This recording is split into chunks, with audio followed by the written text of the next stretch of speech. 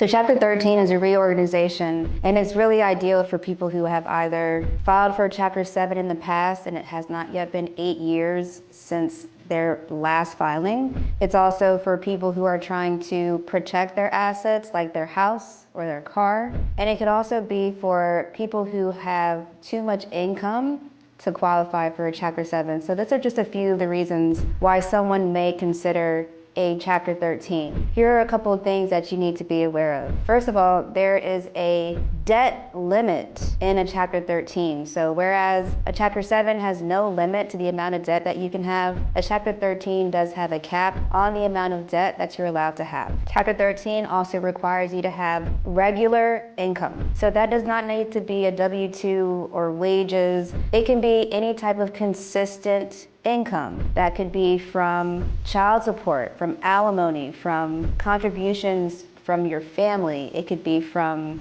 your self-employment income. It could be from your gig income. So if you're doing delivery services or if you're doing ride sharing, these are all sources of income that can be considered for a Chapter 13. You will also need to have disposable income. The easiest way to define that is the money that's left over after you've paid all of your bills each month. So in order to be in a Chapter 13, you cannot be in the red or underwater every month. You have to have money left over after you've paid all of your necessities. So we take into consideration all of your expenses: housing, clothing, food, vehicles, subscriptions, cell phone, utilities. We're taking into consideration everything that you're spending money on a monthly basis and factoring that in to determine what your payment will be. Ultimately, the amount of claims that are filed in your case will be the determining factor of what you're required to pay,